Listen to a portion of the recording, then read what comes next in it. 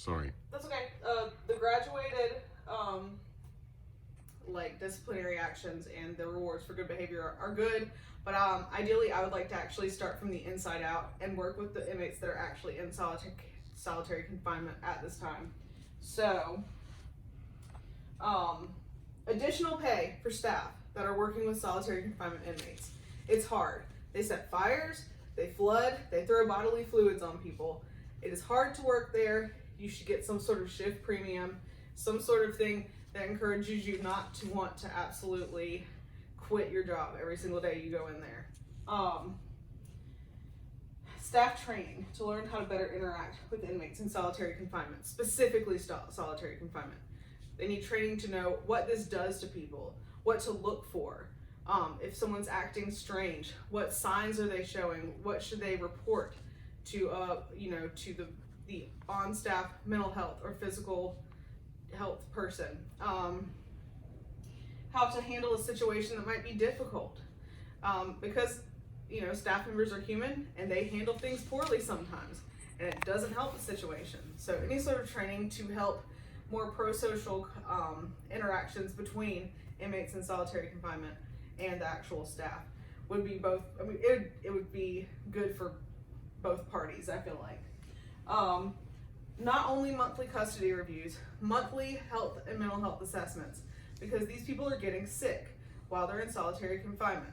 They're getting, cardiovascular diseases, they are getting sleep disorders, they're getting tons of mental health issues, and they need to be monitored a lot, at the very least once a month. If you go to the ER, they check your blood pressure like once every 15 minutes.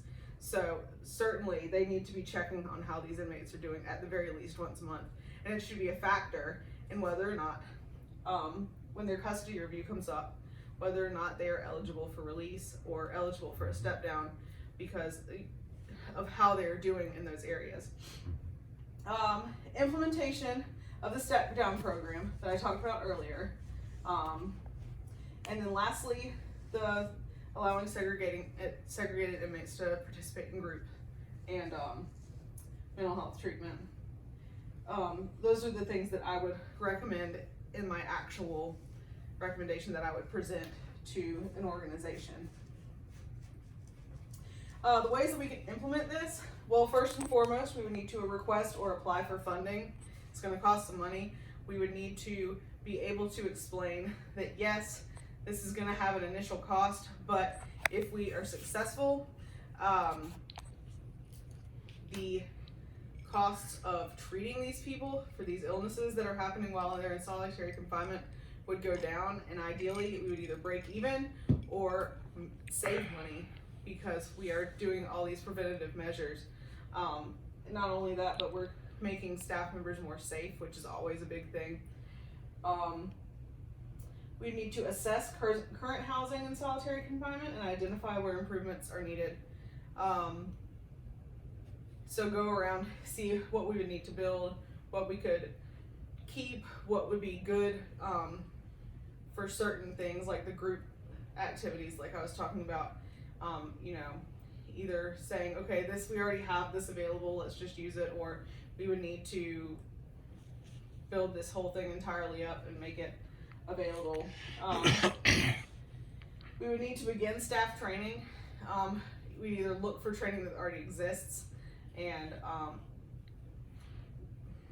obtain it so that we could give it to staff members, or we would make up our own training and start training staff on these new ideas and policies that we have. Make officers aware that there's going to be an increase in pay for the sake of retention and recruitment, because if officers know they're going to get paid more, maybe they won't quit their job. If they know they're going to get paid more, maybe they'll tell their friends, and their friends go, oh, we're not making, oh, I think I started at $29,000 a year when I started as a correctional officer. So that's not that much. If, Billy Bob is working there and he tells his friend, oh, they're paying us $35,000 a year now, $40,000 a year now, they might go, oh, well, that's worth it. I'm interested in applying now. You might get more people working out there. You might get more decent people working out there. Rewrite and present new policies to staff That's an obvious one. There's things that we would have to change. We would have to obviously let all staff know that there's changes made in these policies so that they could follow them correctly. And lastly, build any of the necessary structures we talked about earlier, if need be. So that is my presentation. I hope you enjoyed it. And here's my works cited. It's super tiny. You can't see anything, but you can see it on the paper. And are there any questions? Yes. Do you believe that the state has adequate mental health services available for these people that are in solitary confinement? I mean, honestly.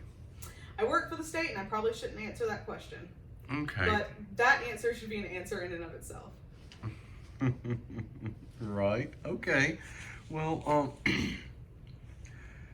when these inmates do get a break as a reward, are they allowed to go outside, or are they just transferred to another room, concrete room? They go out for recreation, which is another concrete room. Okay. Ideally, maybe we could build something bigger that they could be in by themselves still. Do they ever see the sunlight? Yeah, there's outside facilities. There are outside recreation areas, but they're about the size right now, as it stands right now. They're about the size of the cell that they're in. So it's really not much difference.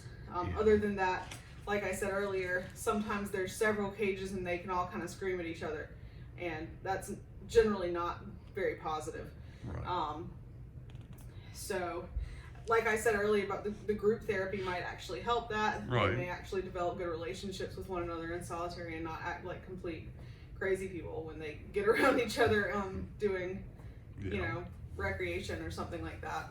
Okay. I'm just personal curiosity here. Why is hypertension such an issue? Is it because they have no exercise and they just sit in a 6x10 all day and night? I don't know the answer to that question right off the bat. I did, in my research, that was one of the diseases I saw come up over and over and over again. I would guess that partially it is because they're not getting a lot of exercise, even though I know some do exercise quite a lot. But you're in a really small space. It causes you a lot of anxiety, so I imagine that has an effect on your heart rate and I would think so.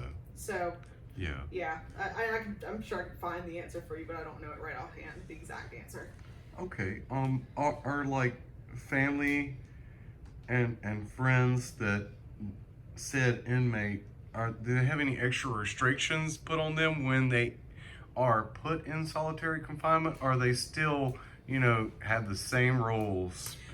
Are you talking about visits? Yeah. Do they have any kind of different visitation restrictions because they're in solitary? They're not allowed contact visits while they're in solitary. Okay. There is a window in between them. Yeah. Because it's their family and friends. I think it wouldn't hurt to put in the step down program that they would be allowed to actual physical visits with the family members if they had, behaved.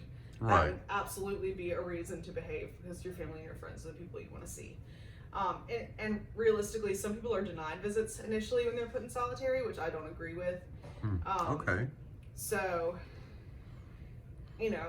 one change to policy might be that we're not going to do that. We're not denying people visits with their family unless we think that they're an absolute danger to their family. Well, that makes sense. Yeah. This one's kind of rehashed. This next question that I had for you is kind of rehashing another one, and feel free not to answer it. But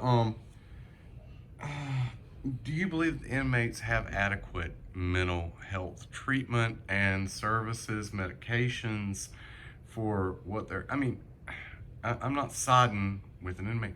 I'm just saying, do they have a coping mechanism, if you would? No. Okay. I think that there are people that work for the state in the mental health area that are fantastic and that are huge advocates for inmate mental health. Yes. But the way that policy is written right now, sometimes you are just not able to do the things even if you think they are the correct things to do. You can only use so much discretion. So right. Do I think that they get everything that they probably need? No. I know they don't. I don't think so. Yeah, I'm sure. Do you believe, or do you think it would be a good idea to have specialized staff just for solitary area? Yes. That they are the only staff that go in that area. They're not, hey Mick, that, I think that, personally, I think that if you had specialized staff that were trained, you know, in some of the after effects and of being locked up by yourself in a room for 20 some hours a day every day, that it would probably be easier for everyone and less incidents. But what I'm asking is your opinion, what you Should think. there be specially trained staff? Absolutely, 100%. There should be. Yeah. And it would probably be a good idea not to put staff members with a history of violence Yeah. in solitary confinement, Probably which not. sometimes, rarely, but sometimes that happens right now. Yeah. Okay. So that's about it. All of the other questions I thought of were pretty much along that line, and you answered them all right there. You did a great job. Thank you. Yep, that's good. That's done. Perfect.